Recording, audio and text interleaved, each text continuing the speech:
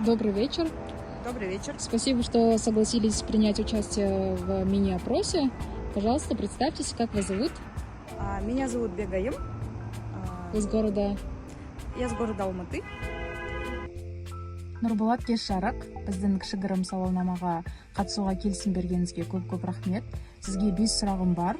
Бірінші сұрақ, кибербуллинг сөзін қалай түсінесіз?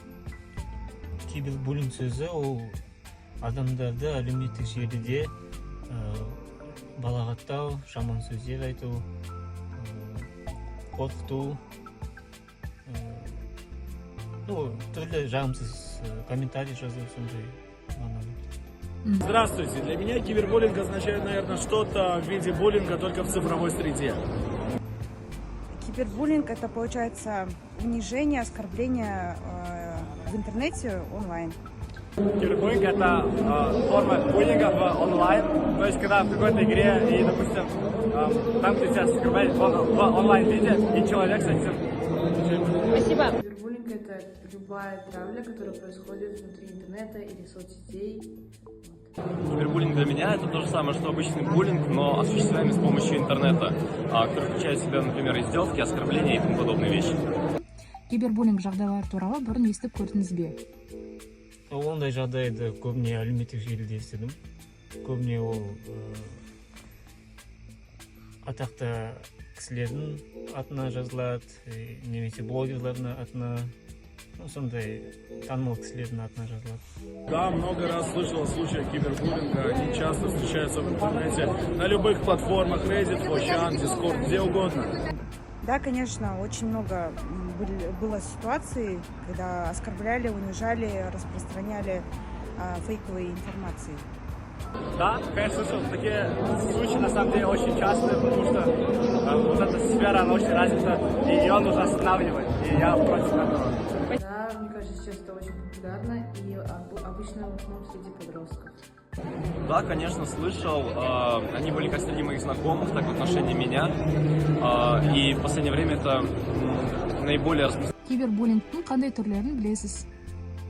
Так, ондай түрлері троллинг, адамдардың рұқсатынсыз жеке суреттерін, видеоларын жариялау, әлеуметтік желіде балағаттау, жаман сөздер жазу. Существующие формулы и формы кибербуллинга я знаю. Ну вот как раз-таки вот распространение фейковых информации в интернете, унижение людей, оскорбление, оскорбления в комментариях бывает. Например, скаминг тоже можно сказать, потому что, допустим, людей просто скамят на деньги, это очень плохо. В основном, наверное, это комментарии в большей части или травля в группах, сообщениям и так далее. Например, оскорбления людей в играх, либо же звонки с оскорбительным послом и так далее. Сізге біреу жағымсыз пікір немесе хабарлама жазған кезі болды ма?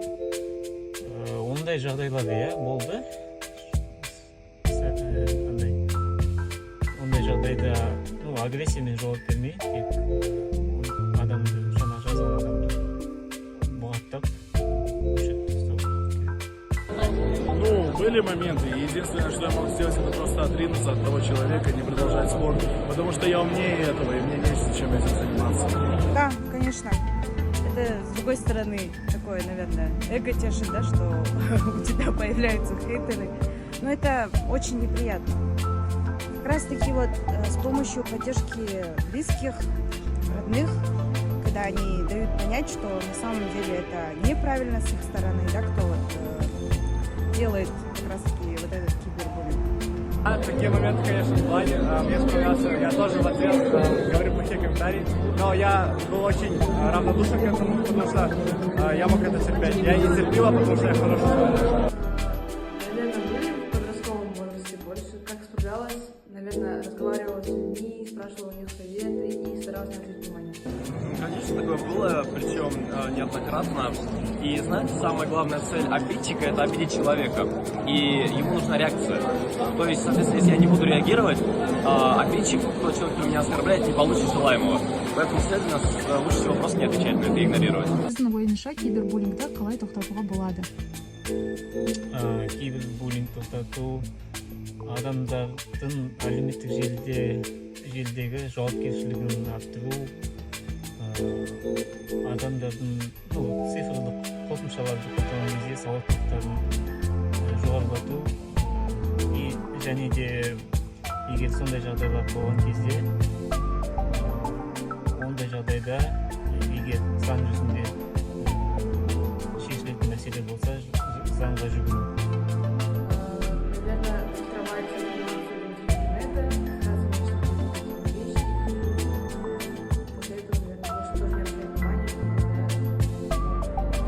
И как это не остановить точно так же, как и буллинг. И я считаю, что он должен присутствовать в интернете, потому что люди должны понимать, какие последствия могут понести сказанные ими слова. Это в первую очередь не принимать самому в этом участие и поддерживать человека, кто подвергается такой ситуации. Ну и, конечно же, создать максимально такую политику в интернете, чтобы это как-то регулировалось. Ну, после это самое очень тяжело, потому что очень много людей сейчас в этом замешаны.